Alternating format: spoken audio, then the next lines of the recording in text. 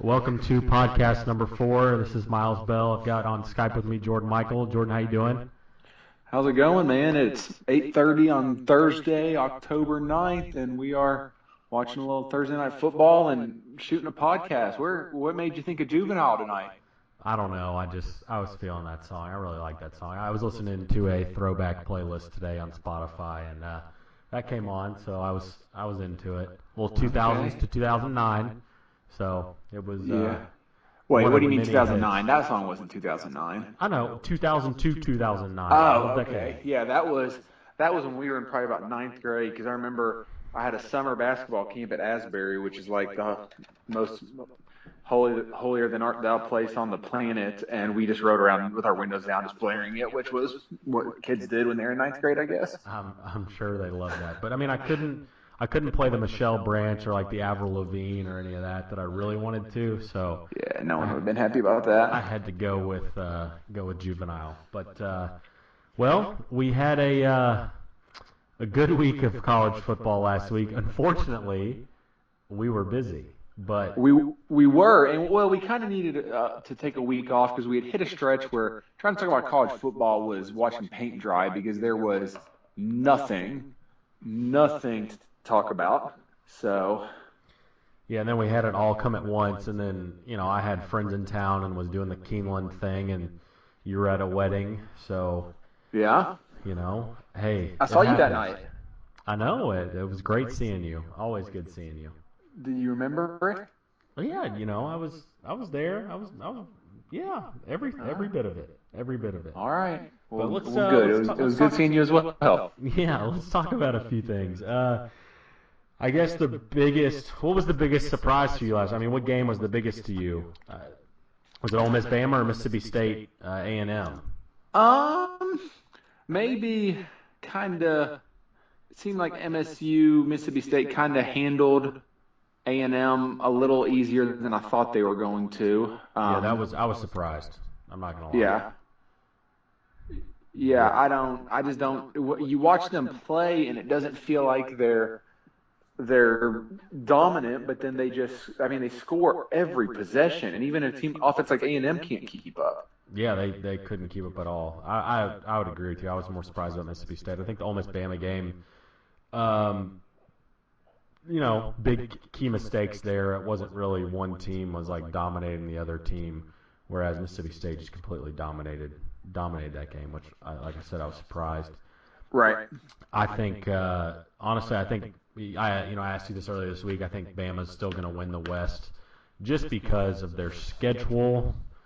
They play at LSU and at Arkansas are their road games, and they have Auburn, I believe Auburn and A&M at home, and Mississippi State at home, I believe. So I think with their schedule, they're going to be okay. But Auburn's got to go to both Mississippi schools and go to Georgia. So I don't know. That's just ugly. But I think Auburn's the best, but I think their schedule's also the hardest. So speaking of Georgia, what do you think about this Gurley thing that broke tonight? Dude, well, all right. I'm not going to lie. When you first texted me, I was like, well, what is this going to be?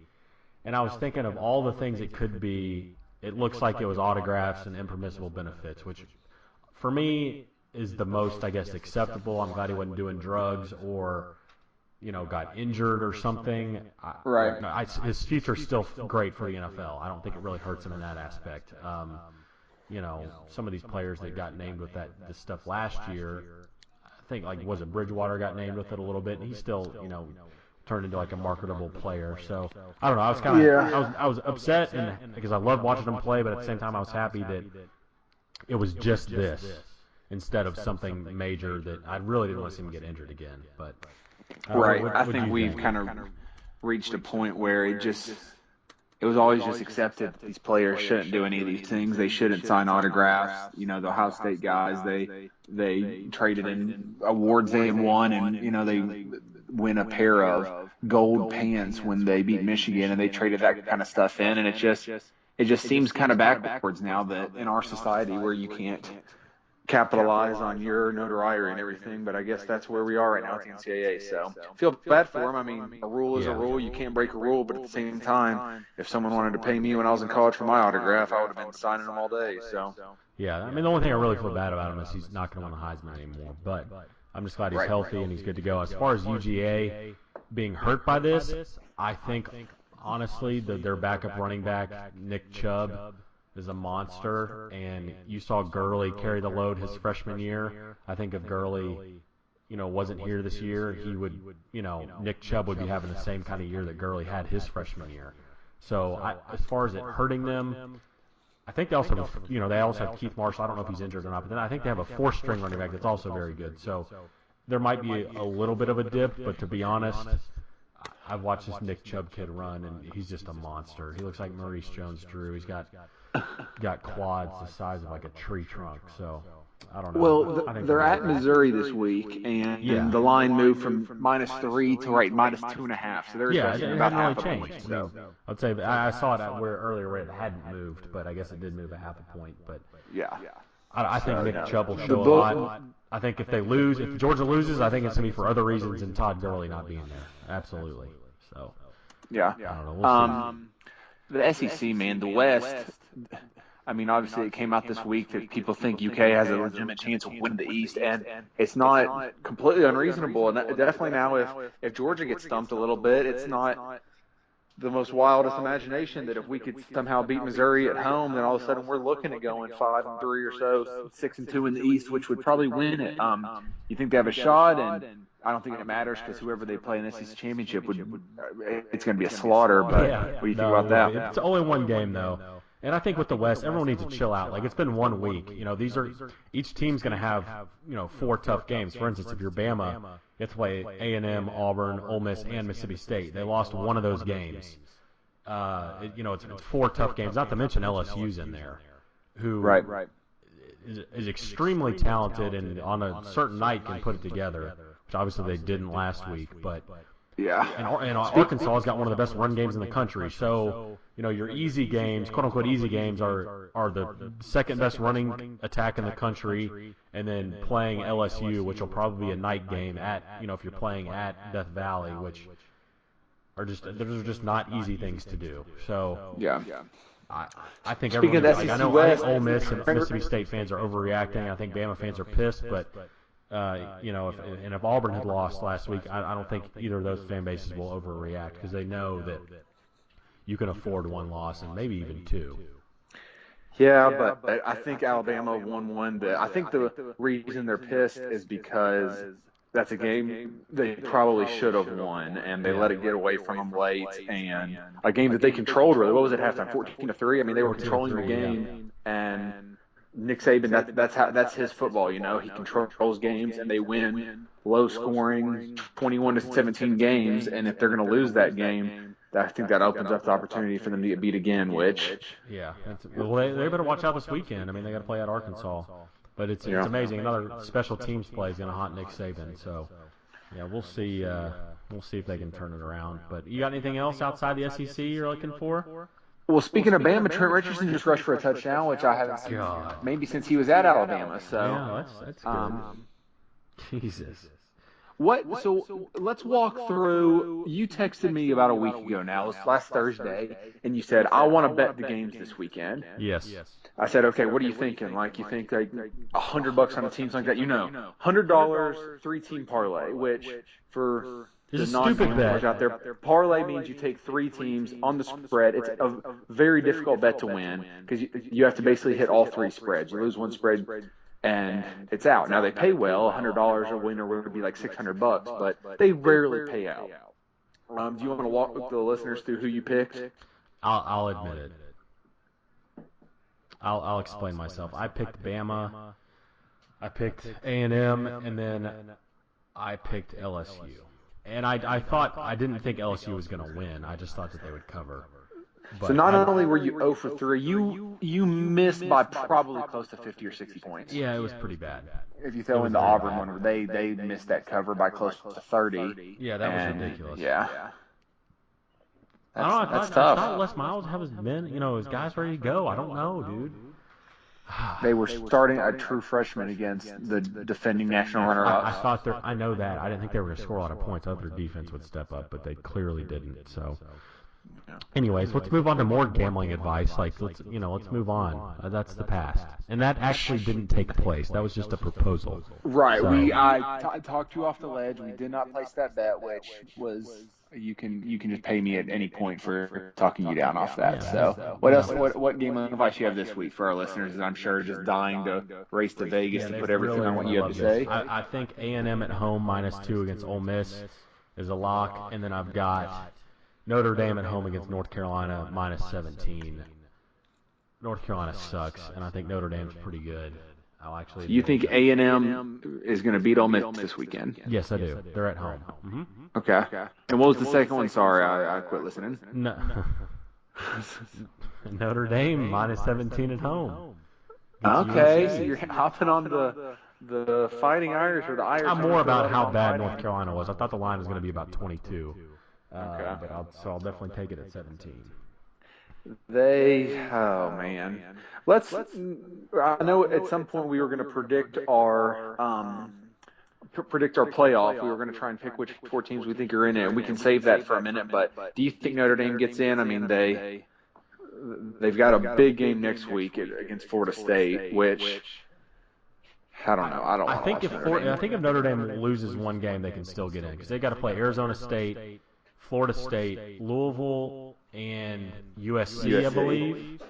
And I think if they if they lose to Florida State and then they win the rest of those, I think they're in. I really do. And they're a different team with Golston at quarterback, dude. They've only lost to Bama when Bama was, arguably one of the best teams ever.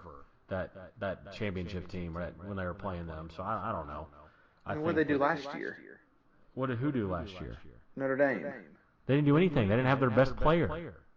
Oh, that's right. Okay, never mind. He was injured. Ago. Sorry, I had a memory lapse. They're pretty damn good. So I like. I don't know. I think they can lose one game. But I don't know. Beating Stanford at home is pretty impressive. I'd say my 4-team playoff right now is FSU, Notre Dame, not A&M, Auburn. Have to go with Auburn. And then my 4th. I don't know. I guess Baylor. I'd have to go Baylor. I mean, they're undefeated. Okay. What about you? If I was picking today, like Florida State, don't see that. I think even if they lose a game with Winston, the people want to see them in there defending champs. Think they're in. I like Auburn as well. Nick Marshall's starting to play a lot better, so I think they're only going to get better. Yeah. I like that Ole Miss team, but their schedule is probably the hardest schedule I've ever seen in my life. I mean, it is. Let's see if I've got it up here. I do. Okay. It's not harder than Auburn's. Right. That's why I'm scared of taking Ole Miss, is because it is so hard. No, I'm saying Auburn's is not. I'm saying Auburn's is harder. You think? Yeah, dude. I'm typing it in right now. Oh, maybe you're right. Maybe I got the 2 mixed up. I'm off today. All right, let me see. I've got to play at both Ole Miss and Mississippi State, and then has to go to Georgia. Right. Okay. They're at Alabama, at Ole Miss, at Mississippi State, they still have South Carolina and Georgia, and they've already played at Kansas State. Sorry, yes, I was mixed up. I like Ole Miss to come out of the West. Sorry, You do? I think they're. I think honestly, I'm gonna probably get blasted for saying this, but I think that Kentucky could beat Ole Miss on a neutral field. No, that is. We would be a 21-point underdog. I completely disagree. They have not shown me anything that really is that impressive. If they get through this weekend, I think they could go like 11-1 to 12-0 range and win the SEC West. But hey, when we play in the SEC championship, we'll see what your bet is on that. And I would want to play Ole Miss. If you give me one of those teams to play, it's Ole Miss, 100%. So back to my playoff, I'll take Florida State. I'll take Ole Miss. I will take Oklahoma. I know they got knocked off last week, but that's early. I think if they finish out, I think they're going to get in. And for my 4th wild card, I am going to take the Ohio State Buckeyes. Oh, my God. Hear me out here. And this is a little bit of a homer pick because I should be picking Michigan State. But Dude, no one from the Big Ten is going to the playoff. I disagree. I think if Michigan State wins out, they're in. But I'll finish my statement now, please. If Ohio State, they've come into their own. J.T. Barrett looks like a quarterback right now, as opposed to when they played Virginia Tech, and I don't think he knew 3 plays. He was just out there. He didn't know what team he was on, I don't think. I watched a little bit of their game this past week. He looked good. They have Michigan State at home. If they win that one, their schedule is a joke. But if they can finish the season on a 10-game winning streak and they look good in these games, all of a sudden you're 11-1. You play Michigan State again, they beat them again, and they're in the playoff. Okay, no, but all right, that's fine. That's your wild card. I might as well just pick Kentucky then. Well, I'm going to change my pick, and instead of Baylor, I'm going to have Kentucky. I think Auburn's going to win out, and then Kentucky's going to beat them in the playoff, and they're going to both be 11-1. You can pick Miami, Ohio if you want to. I don't care who you pick. That's my pick, and it's going to be right. And it's a shitty pick. Satisfied. All right, one more college thing. I know we haven't been doing this, but we're going to do another Match.com game of the week, and it's going to be the Wisconsin Badgers at home against Illinois. They're a 26-point favorite, so they just need to win. ILL, dude. Root for them. Go Illini. Yeah, it's going to be a great game. Can you name how many players in Illini football history the last 10 years can you name? I don't know. Probably 0. I don't think I can either. I thought for sure I'd be able to, but... No, I have no idea. They beat Ohio State a few years ago. Tony Romo played for Eastern Illinois. Does that count? Who? Tony Romo. He did not play for Illinois. I said he played for Eastern Illinois. Does that count? Okay. No, that does not count. Okay. All right. Did your boys win last weekend, Miami, by the way? Dude, I don't know. I don't pay attention. I'm trying to look it up. They were favored. They had lost 22 in a row, and they were favored. Against UMass. And they won by a point. They won by a point? Yeah, they didn't cover, but they won. Good for them. Good. And then, so now it's UMass and Eastern Michigan are the 2 worst teams in football. So tell me this. If you were trying to pick, like, you know how they do, like, the Make-A-Wish thing for kids? Yeah.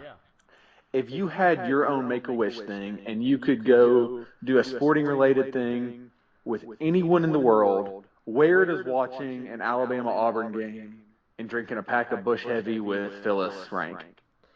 Oh. I would say probably right behind, I don't know, doing a slip and slide with Ricky Fowler and his girlfriend. Probably right behind there. You like his girlfriend? Yeah. Yeah, we'll get to her later. Whoa. Phyllis is awesome. Dude, she's built like a linebacker. Yeah. I'd root for her. I'd scream some Roll Tides with her. I just put up the box score. Miami was down 41-14 and came back and won that game. Wow. How do you not? You have to follow your team. They were down 41-28 with 7 minutes to go and had 2 touchdowns. Phone service. Huh? They were down 41-14 with 7 minutes to go. No, they were down 41-14 at basically halftime. They tacked on a touchdown right before halftime. 41-21 at half. Gosh. Basically like the Browns. The Browns kind of did the same thing. They were down big. We can get to them in a minute as well. When 2 bad teams play, you can always have a big comeback. That's great. That is very true. What else you got for me? God, man, on college, that's it. I'm excited about the Cats this weekend. I think we're gonna go to 5-1, and I think we're gonna. I don't know. We might be ranked next week. I'll be the first to say, I know no one wants to hear someone bitch about losing a bet, but I took the worst loss of my gambling career last weekend. And I was out at Bell's with you, and I didn't even notice it till the next morning, and I went to check my account. I said, well, that's lower than I was expecting. And I looked. So when I left for the bar, Michigan State's at 27-3. I need them to win by 7.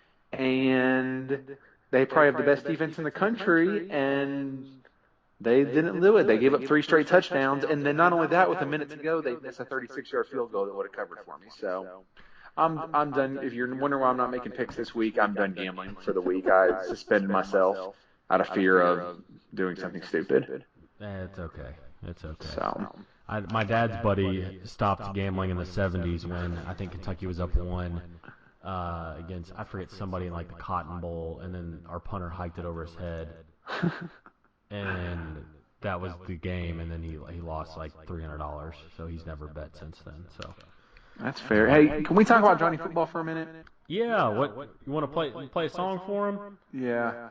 All right, we'll play a song for him. Oh man. Can we just listen to this whole song? This is our song. This is tax season 2013. 13, yeah. This is Stay by Rihanna featuring Mickey Echo. It sounds awful.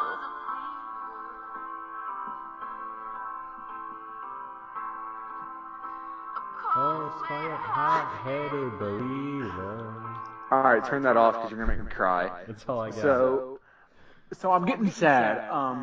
I thought the Johnny Manziel era was gonna be the coolest era, probably in NFL history, but definitely in Browns history. And I mean, I watched every play of it. Well, I turned it off for about 10 minutes when they fell behind 25 to the Titans, but I watched the entire game basically, and they don't even talk about him anymore. He didn't play 1 second. I mean, I'm sad. I want him, as Rihanna says, to stay. I want him to stay in the spotlight, and he has resorted to clipboard Johnny, and it's depressing. It's all right. He's still counting his money, but it is depressing. Yeah, but it's not fun counting your money in a closet by yourself. No one will talk to you because you're not cool anymore. Yeah. Well, hey, he's just getting started, bro. He's just getting started, bro. I don't know. We need to do something about this Brian Hoyer character. I like him. Browns are playing well, but he looks kind of like a Nazi. I'm not gonna lie. I don't think he is, but he kind of looks scary to me. But that's neither here nor there.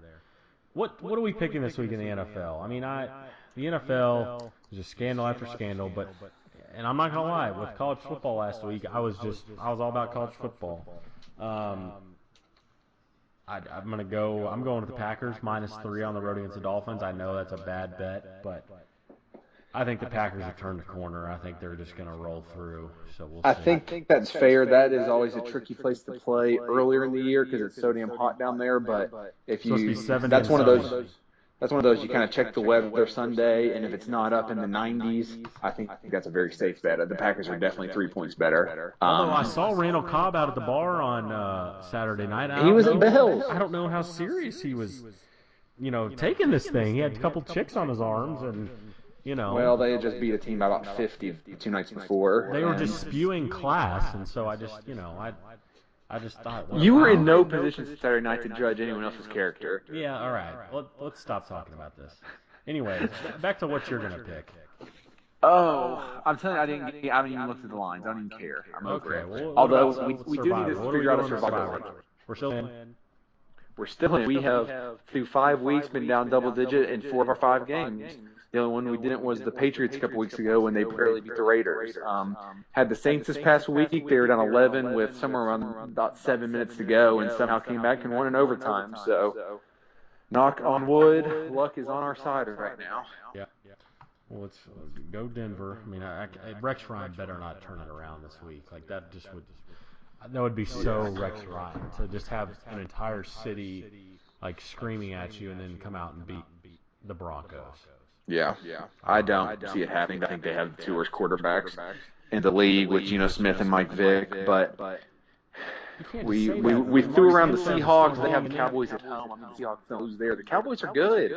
The Cowboys are good. The Cowboys are pretty good. They haven't really, I don't know. I think they're okay. We'll see how they play. They're 9-point dogs, which I think is probably a little too much, but yeah. We'll see. And then we have one key strategy of Survivor Leagues is just you pick against the awful teams. And the Raiders either have a bye this week or we had already picked who they play. I think they have a bye this week. And I don't know. I know the Jags are at the Titans, which is not – I want no part of the Titans after that team I watched last week. They are just not good. You can't blow a 25-point lead to the Browns and consider yourself a real team. Yeah, I agree. I think we'll be good with Denver. We got Arizona's playing Oakland here in a couple weeks, and then the Seahawks are playing the Rams next week. So I think we still have some teams that we can pick. Yeah. I got a quick question for you. Yeah. So the Ask Miles segment has taken a PG turn. Apparently, there's a chance some of your coworkers might be listening to this, and you were a chicken to ask anything too groundbreaking or revealing. So Yeah. Bart from Chicago would like to know who your favorite incoming UK freshman is and why. Bart, that is the worst question I've ever heard. That's terrible. He said it had to be PG. Yeah, whatever. All right, we'll take Tyler Eulis from the great city of Chicago. Went to Marion High School. Is definitely my favorite player so far. So, although I heard that Carl Towns broke Kyle Wilcher's record of three-point drill 3 times already, which I know Bart will love to hear that because Bart is a huge Gonzaga fan and thinks that Kyle Wilcher is going to change college basketball. But speaking of Wilcher, I just happened to be watching PTI earlier and their little going away thing. He apparently hit 70 of 75 threes in some video they shot. Yeah, and our 7-footer just beat his record 3 times. So 70 of 75, I can't do layups. You give me 75 right-hand layups, I'm probably going to 6 of them. I mean, that's absurd. What's his name? Gilbert Arenas did hit 70 of 75 one-armed 3-pointers one time. He also pooped in his teammate's shoe and then pulled a gun on him. So, but he can shoot. No, just wait till Bart sees him play defense, then he'll get off his high on Kyle Wilcher. But that's okay. He won us a championship, best player on the team. He did. He definitely spread the floor for us. I know. I'll give him credit. But I don't know. I want to talk about a couple things that I'm happy about. Is that okay? Right. What is that? Well, one, we have the UK Combine tomorrow, which is going to be awesome. Yeah. 85 scouts, and then televised on ESPNU. I mean, that's just going to be ridiculous. Absolutely. Yeah, that's just pretty cool. I mean, Jay Billis and Seth Greenberg today, I saw a picture of taking selfies with Carl Towns. And Avery Johnson is coming to Lexington, which is interesting. Really? Yeah, Avery Johnson's going to be here calling action, too. So, yeah. Speaking of UK, we got our Indy tickets. Well, we don't have them, but they're sending them to us. So if you're going to be in Indianapolis, look up the sunk cost. We'll be there. Yeah, we'll be doing live at some bar, I'm sure. Last thing. Fans. All right, I sent you this picture earlier. My man Ricky Fowler. I love Ricky Fowler. I think he's the man. He's from California. He's a little different. He's a little West Coast, but the dude's cool. And he had a great year this year, top 5 in every major, and Rory just kind of stole the spotlight. And I started feeling just a little bad for him. And then he posts on Wednesday a picture of his new girlfriend, who I immediately go to her Instagram profile and look around. Her name is, Alexis Randock. And let me just say, just took a little gander over to Alexis's profile, and Ricky's doing good things. Let's just say that. He's doing almost. Tell us everything you learned about her, because I know you Jordan. spent a lot of time. What's that? Tell us everything you learned about her, because I know you spent a lot of time looking her up. No, I mean, I don't know. She's great. She went to Arizona State, which automatically bumps her up 2 points, but they're good at football. We'll not go into that detail. But yeah, I'm happy for Ricky. I think he's gonna have a good off season. So I doubt either Ricky or this girl listen, but if they do, is there anything you'd like to say to either one of them? If they want to come to Lexington and go to Keeneland, I'd love to take them out and show them a good time. Maybe we could go on a double date. I think that'd be great. I'd have to figure out who that was, but maybe it'll be my new Match.com girlfriend once Illinois beats Wisconsin.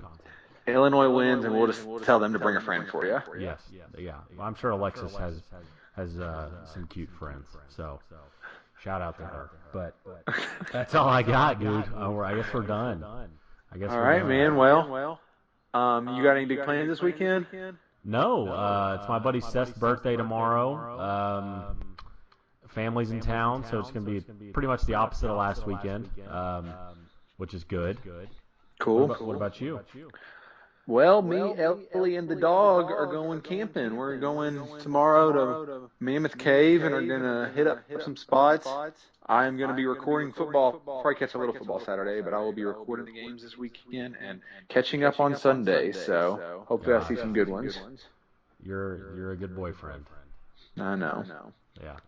No, I'm actually pretty excited about it. I love camping. I haven't been in a long time, probably since our hayrides. I'm not gonna lie, Ellie doesn't strike me as the camping type, but I hope that she enjoys it.